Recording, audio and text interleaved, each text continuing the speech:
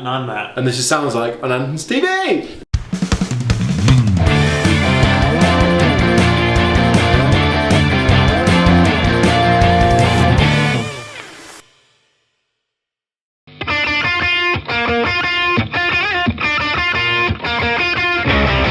So it's the end of the day, day one of Sound Like filming, and we have a very good artist we would attempt to sound like right now. Who is that? This is the awesome Simon Neil of Biffy Clyro. Tall order. It is. He's a very good guitarist, and Biffy Clyro are awesome. If you don't know them, they're pretty big in the UK, but I understand not as big in the US. I think it's a fairly simple setup this time. His rig's got more complicated with that kind of progression up to superstardom. But yeah, we're going to try and get, as we always say, we're going to try and get an all-around tone that is reminiscent of all the songs that you guys know and love. Yeah. But it's a very specific tone, so we're gonna spend some time really pinpointing that. I think that's where the work will be. The work will be getting each song to kind of get bang on. But in terms of gear, I'm anticipating it will be quite straightforward. Well, Simon Neil has his own signature Strat, so we're going to go for the Squire model, most probably. Yes. Then he's using the Metal Zone and the Mega Distortion for his, crunch and overdrives. And a delay and a compressor. So we need to go and find all that gear. Yes. Shall we do that now? Okay, so normally this would consist of, well, this would be a segment where we run around the shop trying to find the right guitar for the job. Trying to find something suitable. But the thing is, I'm not going to lie to you, right behind Taylor's shoulder there is the Simon Neil Signature Squire, and it's £393. So it's a great idea, to be honest, and I think more I should do it because it makes our job much easier. And even though we say no sig for someone else's rig, well, it's funny you should say that because this is his sig for his rig. His rig, so I'm sure we can get away with that. No brainer! Simon Neil, now his main rig is around Fenders for his clean tone and Marshalls for his dirt. Yeah. So obviously we can't afford 2 amps in this situation, so Rabezel here rightly pointed out that the Fender bass breaker is Fender cleans, because it's Fender obviously, and then it's got slightly more modern gain structure, so yeah, it is a modern sound. Slightly more a bit more barky and a bit more mid-range, so it does have a little bit of a Marshall-esque tone to it in the mid-range, so I reckon it's the best of both worlds, right? Now he does use kind of the really high-end old school Marshalls and really high-end Fender amps and Fender guitars, Fender custom shop guitars, but it's, I don't know, in the past he's used a lot cheaper gear and his signature gear is cheap, so there you go. Wins. On to pedals. So we're over by the Boss cabinet. Matt's already stuck his little fingers in there to grab a couple of pedals. Yes, so what have you found? This is the Boss Metal Zone, which is Simon Neil is very famous for using, which is about £79. Mm-hmm. This is the Boss Mega Distortion, which I think more recently is used for its kind of like mid distortion sound. So not as kind of high gain, but just sitting in the middle. So we're going to try that out too. In my opinion, we need an octave, so I would suggest a POG. I think we do a POG, a POG. Because he uses the old POG. Yes. So we get one of those. We'll also get a compressor, and we'll maybe get a delay, and a DD3 probably. Yeah. He's used the DD6 and 7 as well. Yeah, so we can get a DD7. If they have neither here, but we can get one out of Los Bacos. And luckily, because the guitar and the amp are so affordable, we've got quite a big budget spent on pedals. Yeah. So we can easily do the POG, we can do the DD7, and we can do the compressor. Probably no problem. Well, yeah, I mean, no problem. We're only on about £900 for guitar and amp, so it's probably no problem.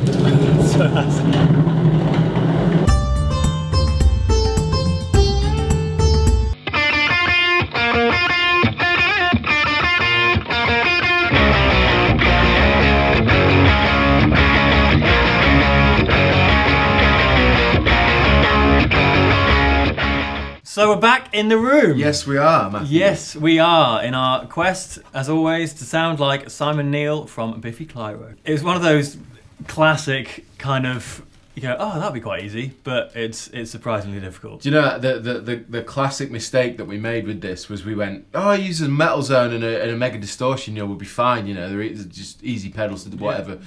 Absolutely not the case. We've probably absent-minded, completely disregarded the fact that Simon Neil probably spent a long time with this pedal, getting it just how he wants it. It's very extreme in terms of, if you turn it like an ounce one way or the other way, it just sounds completely different or terrible. Yeah. So like getting that sweet spot took. But not only a long that, time. it's a single coil guitar. So Yeah. you're asking for even more intensity with the hiss, with the sound. With we sat and listened. Particularly, it was questions and answers off the Vertigo Bliss album, where it starts with this open chord that's quite clearly a metal zone. Yeah. Could be wrong, but it sounds like it. So we just kept looping that and waiting until it sounded like that's the one. That's the sound.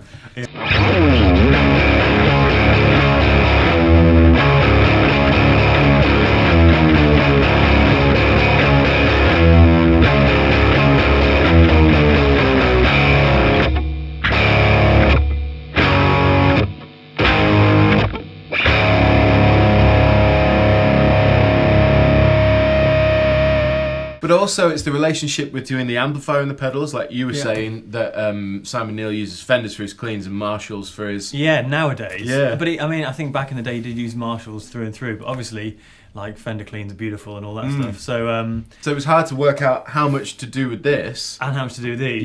Yeah. Getting that balance took a while. But I Yeah. think we've ended up with kind of the really, really clean sound, the kind of spangly clean sound that's used for more like riffy staccato type stuff. Yeah. Then a really nice thick distortion sound, Yeah. and then a really high gain distortion sound. Yeah. But sadly, we didn't find a place for the DD7, unfortunately, in any of the excerpts we played. we didn't. So he's there for show right now, but the rest of them have done a great job. I'll give him his moment of glory. Oh, he's on. He's on.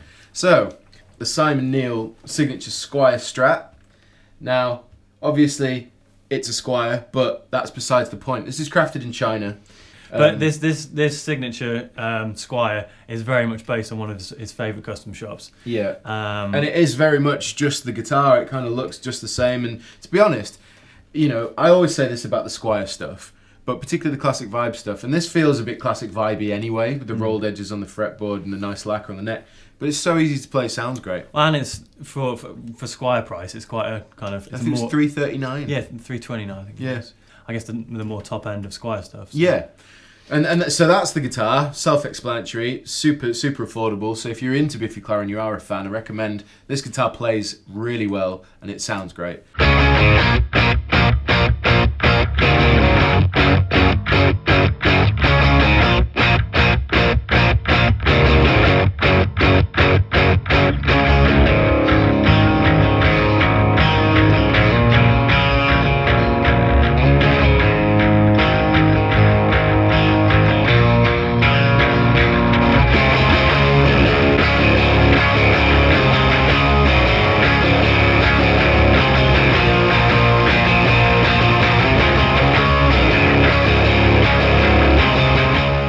And it's going straight into the Fender bass breaker, which I think we made a really good call on. I think it's a good shout. It's a good shout because, as you were saying again, it's got the kind of the more modern distortion sounds with classic Fender cleans. Yeah. And it's really loud. It's really affordable, and it's all valve, beautiful amp basically. I should mention we're not actually going straight in. We're going through all these pedals first. So this is the guitar straight into the amplifier.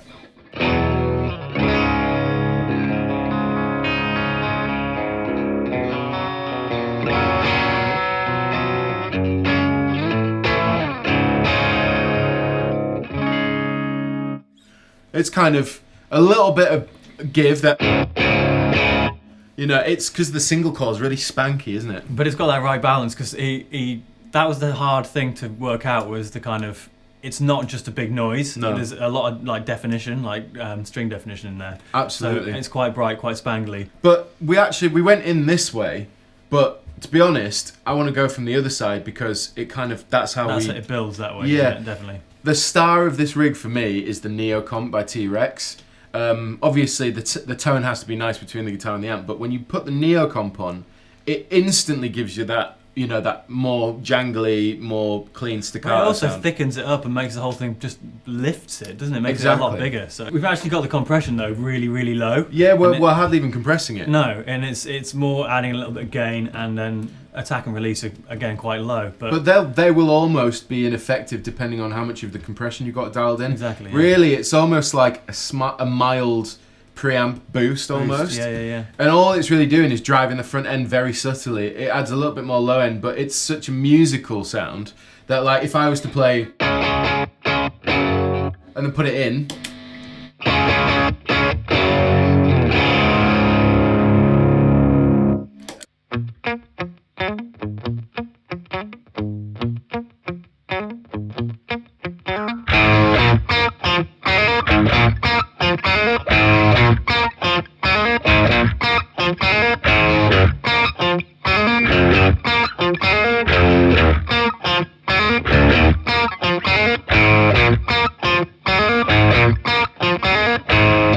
That has it. Yeah, it does it for days, so yeah. So I'm really impressed with these three. Just out of interest, yeah. because people go, you got a compressor but you haven't used any compression. Yeah. Shall we just see what it sounds like with some compression? Yeah, alright then.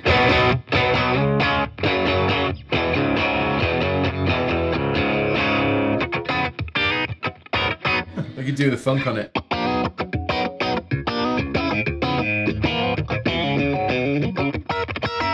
I mean, you would never put the compression on full. So like that's half. But you notice that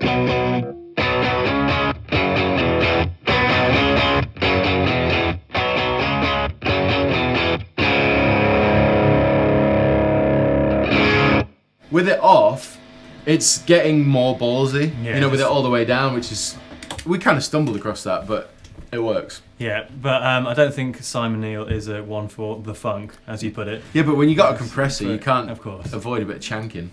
Chanking. So the metal zone, the infamous metal zone, is the next up in the line. It is. Yeah, and as in we the way said, we're going. It was really tough. Yeah. It was really tough. Should we demonstrate how sensitive it is, I guess? Yeah, but we should also just mention that every time we've used any of the distortions or anything, we've always had the comp on. Yes. We never had the distortions without it, because I figured it just added to the sound. It sounded nicer. And we've not used these two together. This has been kind of our main, well, heavy sound. Yeah, really heavy sound, and this is somewhere in the middle. Yeah. Okay, so we put the compression. So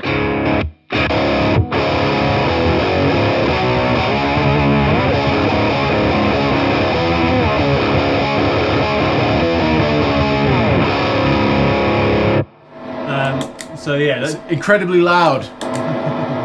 Yeah, it's a fuzzy noise. I mean, for now, I wouldn't recommend moving the settings. This is one of those pedals that when you find a sweet spot, you keep it there. Next, we're going to do the mega distortion. As I said, we've been using the comp across everything, but I'll show you without, just for the sake of ease. So, yeah.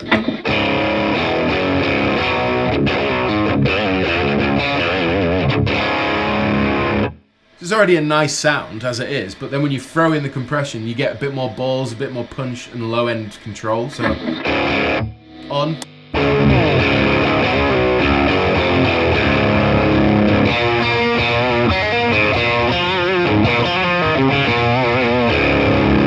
That one was a little bit easier to kind of fathom. Yeah. I mean, we did go online and find out recommended settings that Simon Neil uses on these pedals. Yeah, that was a good basis for it. Was definitely the right foundation to work from. We did do some more adjusting because we're not using the same amp or anything like that. So. Well, next up is the Pog, the Micro Yes, Pog by Electro Harmonics. So this is it without. And this is it with. And this is it with.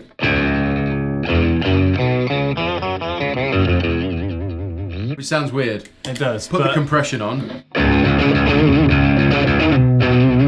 It sounds awesome. Stick something like that. This sounds great.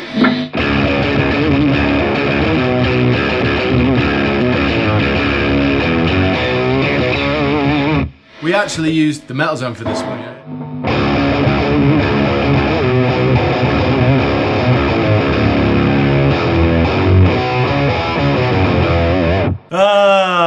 But that's what happens, you know, that became a popular sound. It did, and I think Biffy, you've got to credit them a lot for that, because they've been going ages and had lots of albums.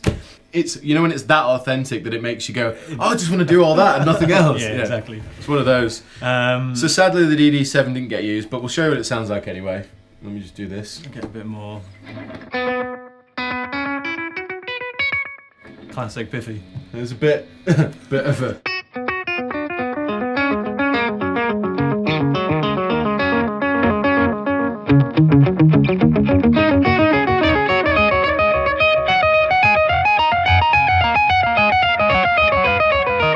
So that's what the DD7 sounds like. Again, sadly wasn't used, but great pedal. Used to have one of those. I used that for about 6 years, that pedal.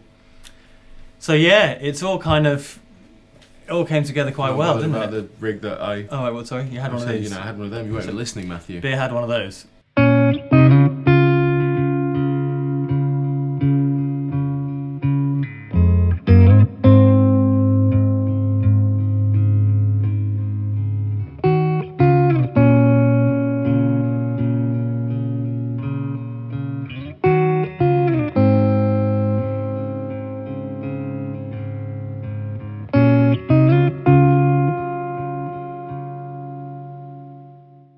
that is the rig. That is indeed the Simon Neil rig. And just out of interest, if you're wondering, I was trying to kind of thicken up the sound with a bit of a Fender Jazz bass, as you've seen us use before, into a Fender Rumble 200. So we'll stick them in the description as well, just in case you're interested.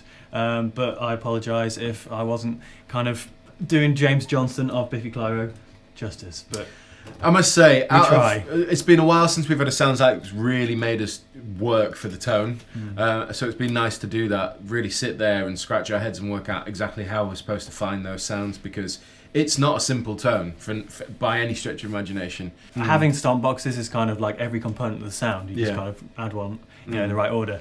But I've never played with a pedal that's that specific. Yeah, it's drastic, It's isn't it? really, really it's really tough. But we sincerely hope you've enjoyed it, and of course, every time we do these videos, all the links for these bits of gear will be in the description box below. Yeah, lastly, I've been Matt. I've been Rabea. And this has been Sounds Like on Andertons TV. Peace out.